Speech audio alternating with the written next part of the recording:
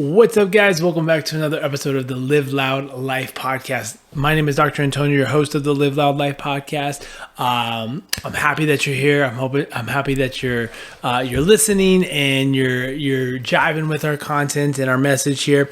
What we're about. If you're new here, our role is to help guide you to the adventurous life that you're made for. Obviously, being chiropractors and coaches, we do that through a multitude of different approaches, but we try to meet you where we are. And that's a little bit of foreshadowing into what we're talking about today. But what we have found is that families deserve more from their healthcare providers. And we hope that we can fill in the gaps of the message and the questions that you're not getting answers to through the knowledge and expertise that we have. And we do this in kind of a subset of different niches and specialties, of which is primarily prenatal, postnatal, and pediatric care, which is what my wife, Dr. Nichelle, does. But then outside of that is just musculoskeletal pain. And I heard a stat the other day, and this was kind of a reflection off of COVID 2020 and 2021 of just and this is not what we're referring to, but it started with the mental status of the United States adult. This was just the adult population, not to mention what's happening on with adolescents, teens, and kids, is that 40% of them were at an elevated stress level compared to what they were previously, right? It just added so much more stress on that. But on top of that, and stress having part of play of that, is at any given point in time, it's estimated that 35% of us are dealing with some form of musculoskeletal pain. That's a lot. When you look at the total population of the United States, and we're just talking about United States stats, 35%, a third of you, 1 out of 3, is dealing with some form of musculoskeletal pain. Now, we know that a lot of this is being mismanaged, i.e. there's an opioid and pain medication crisis. That's eventually what's going on with fentanyl from a drug perspective of what's being prevalent on the streets as well, is there is a crisis around how to manage pain. And most of this is dealt with a numb suppressing sort of approach. When in reality, when we have a better understanding of what pain actually is and what's happening, we can take grasp and form some form of autonomy around our pain. Now, there are a subset of cases, obviously, I always say this because someone's like, oh, what about this? What about this? There is obviously a subset of pain that needs a multifactorial approach that might include some form of medication. But as seen this week in particular with 3 hot low back cases, when we say hot low back cases, someone just, this is like your typical I bent over and my back went out situation. I can't walk. It's, I'm about to go to the hospital to get medication, but I don't want to. And it was all dealt with a movement approach, of which we were able to retrieve 50% reduction in pain mitigation with a few basic exercises explained in a certain context and form to help these individuals get control of their pain in this immediate set so that they can start gaining some momentum in a positive direction rather than going through a negative feedback loop. And so what we're seeing, right, is this approach of not understanding how to actually manage musculoskeletal pain. Now, when you're in this world, as I am, and obviously most of the listeners are not, is you see this constant battle of, and this is true in any industry, to be honest, of like how to best approach these. You have one side that thinks this, you have another side that thinks this, i.e. look at how our nations ran of just a two-party system and then the complete opposing views of those and realistically not getting a lot of stuff done in that, but this is not a political show, that's what we see is just we can't find a middle ground of understanding that you have to have a patient-centered approach. And that's what today's show is. If you feel that you have been, or your case or your musculoskeletal pain or your injuries have been mismanaged because you got one person saying this, you got another person saying this, you want a conservative methods, but you don't want to take medication, but yet at the same time, that they're not getting you anywhere because you're self-reliant on not only medication, but maybe physical therapy or chiropractic adjustments. If you feel that your case has been mismanaged, this is the show for you. This is how to manage musculoskeletal pain. And this is through one question and one question alone. Now, this is a who, not how question, meaning this doesn't necessarily tell you the how. This just indicates the appropriate question to determine if you have the right provider who will provide you, who will be the who for you, providing the how, the means, so on and so forth. And this is a question that we've heard in multiple different areas from multiple different people in one way or another. And, some have obviously coined the term to be theirs, but, it's something that's been around coaching and marketing and advertising. But realistically, this comes down to the trust factor. And the trust factor is whether you as the client, patient, or member trust the individual. And if the individual is asking this question and they've gained your trust, then you're on the right path. But the question sheds light to the underground or the underlying truth, message, or goals that you're trying to accomplish. So it's really more about you as the client and patient as a self-reflection. But it's hard to know that if you're not being asked the question. Now, the question is, which we'll get to here in a moment, will provide you a thought process that's really what's important. Because when you're dealing with musculoskeletal pain, if asked incorrectly, the answer is, well, I just want my pain down. Well, why is that important, right? And this has been asked, like the 5 whys, where you just keep asking why, until they finally break down and cry because they know the real answer. No, I'm just kidding. They don't always break down and cry, but they know the answer because you've dove in far enough to determine what's their true motivation. Now, when we're dealing obviously with musculoskeletal pain, it's less about their immediate pain. It's more about, well, I can't do X, Y, and Z, which are important to me, and I would like to do that. And to name off a few of these most recent back cases is, I love gardening. It's summertime in Colorado. I want to be able to garden. I want to be able to enjoy my yard. I want to be able to, enjoy the outdoors. And I can't do that right now because of my pain. Or I lead an active lifestyle. I want to be able to go paddleboarding. I want to be able to go hiking. I want to be able to do those things. I want to be able to get down on the floor with my grandkids or my children to enjoy time with them, but I don't feel comfortable with that. I want to be able to sit in a meeting and not feel like death when I get up, right? And this is more, a motivating factor for vocational improvement, whatever that might be, right? And in reality, when it looks like it's very draining mentally. I want my energy back. And so we now start to see a different criteria on what goal outcomes we should be looking for.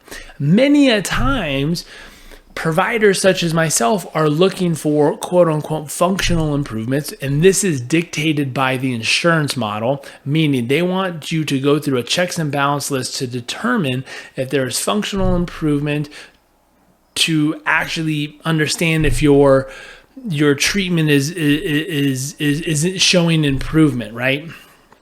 Now, there is validity to that, meaning a lot of these functional assessments are based on, well, getting dressed in the morning is easier. I'm able to do more activities. But from a functional improvement, what we're also looking for is, what I'm not looking for, but what others are looking for is just like, oh, well, your stability is measured.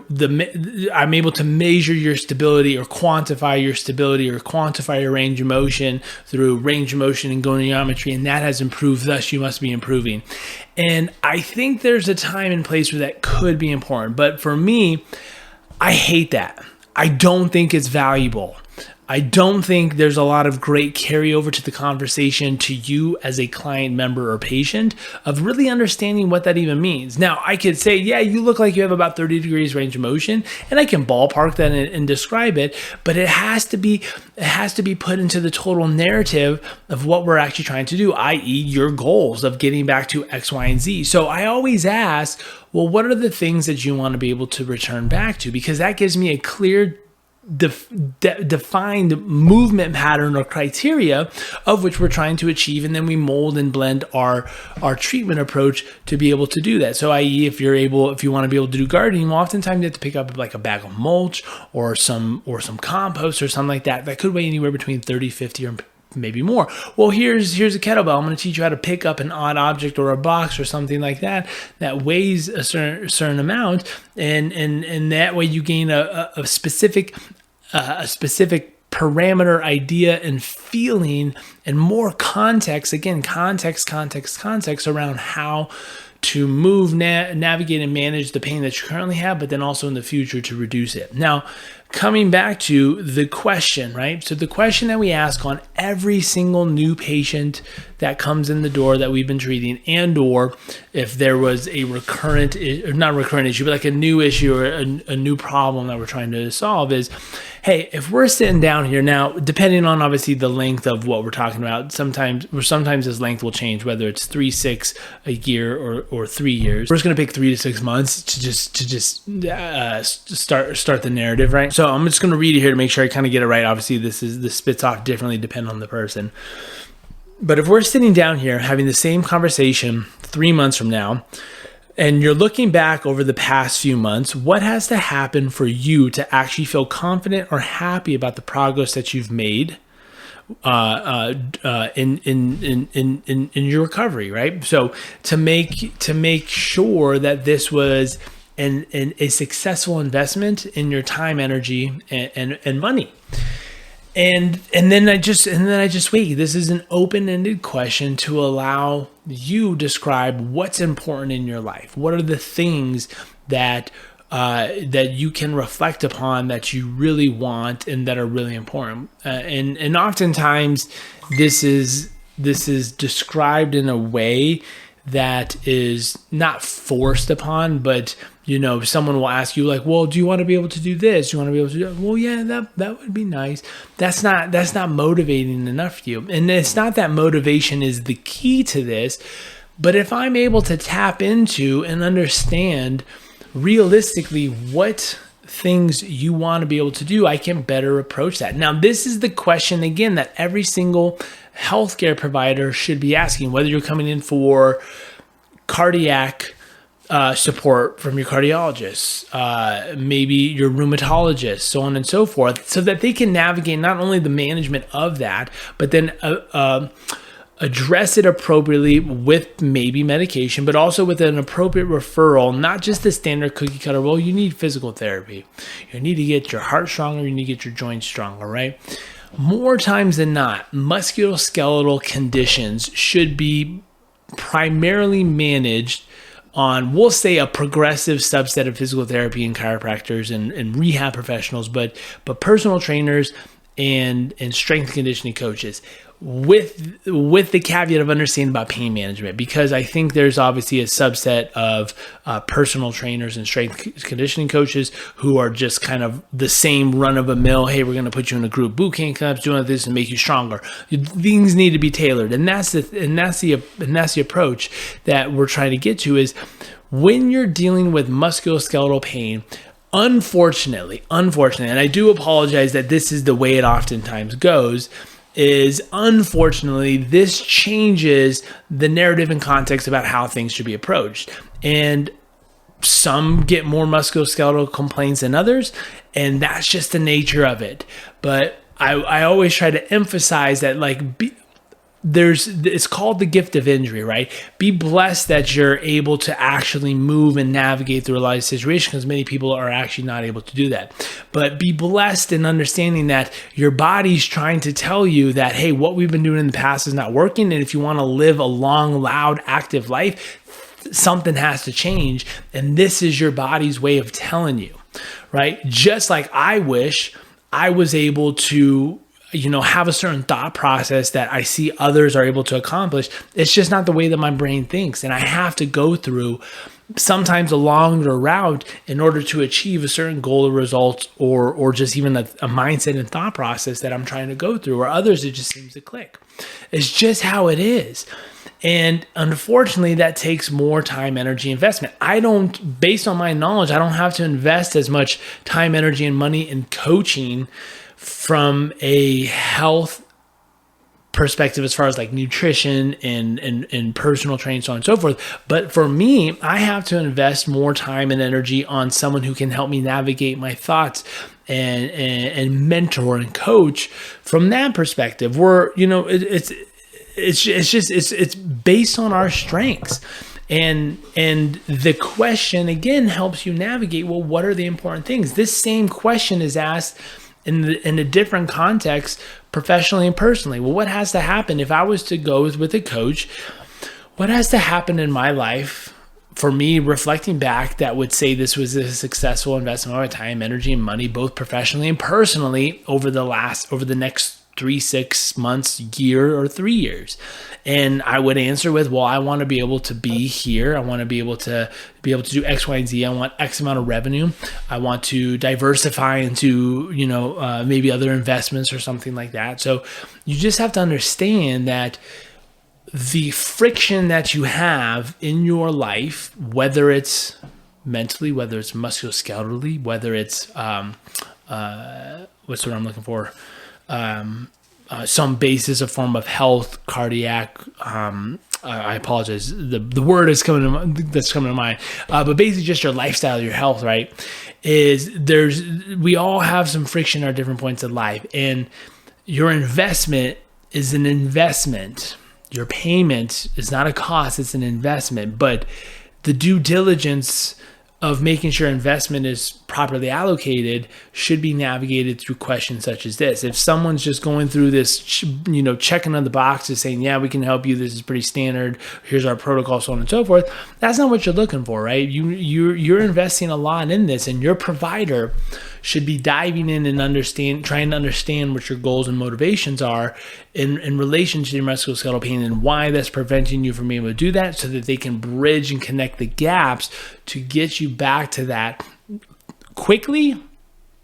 Obviously is very motivating, but more importantly is getting you back to that with the utmost confidence in whatever you're dealing with before. So for instance, in that case before of gardening and lower back pain, my patient Michelle that I was dealing with, it was not about getting her back to gardening. It was getting her back to a point where she felt confident in any sort of gardening task that she would come past.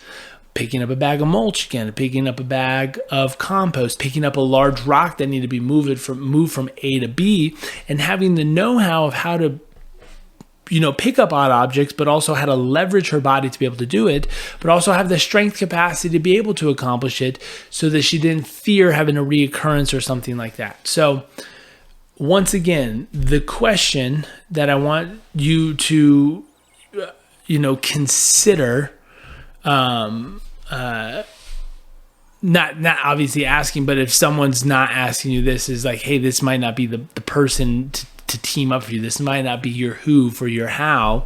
Is if we were sitting down and having the same conversation 3 months ago, and you're looking 3 to 6 months ago, and you're looking back over the last few months, what has to happen for you to feel confident or happy about the progress you've made and the investment of your time, energy, and money in your care?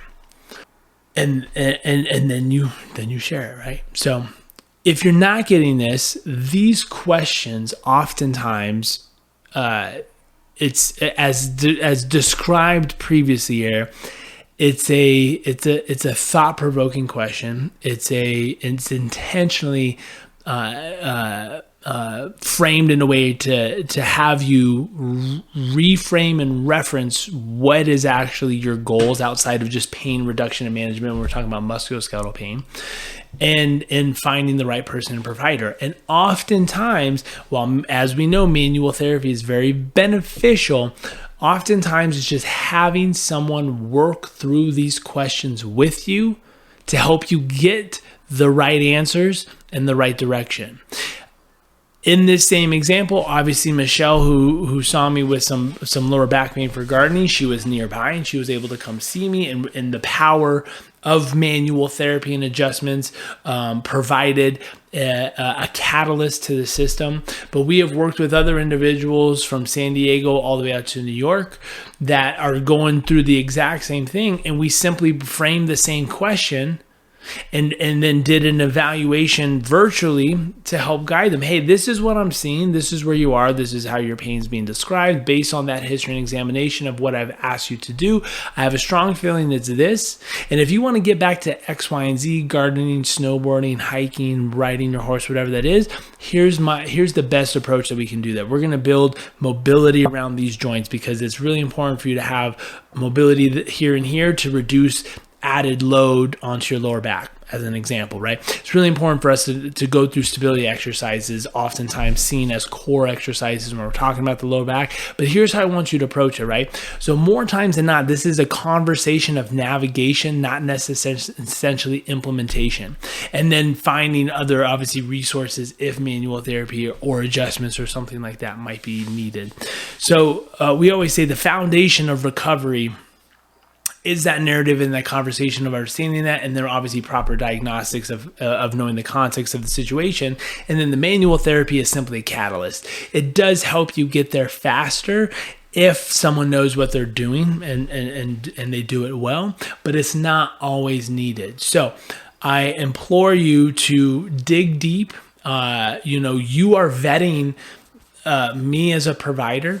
Obviously, if they're a referral, they come trusted and liked from obviously who referred you, but it's still, in my opinion, your responsibility to vet your providers. I encourage anyone coming in to ask questions about what we do so that I can get them to get to this, so I can have a conversation and be able to ask these types of questions so that I can know if they do trust me, because if there's no trust in that relationship, it's not going to be a successful relationship. You're not going to see the amount of success that you could see if you're working with someone that you actually trust.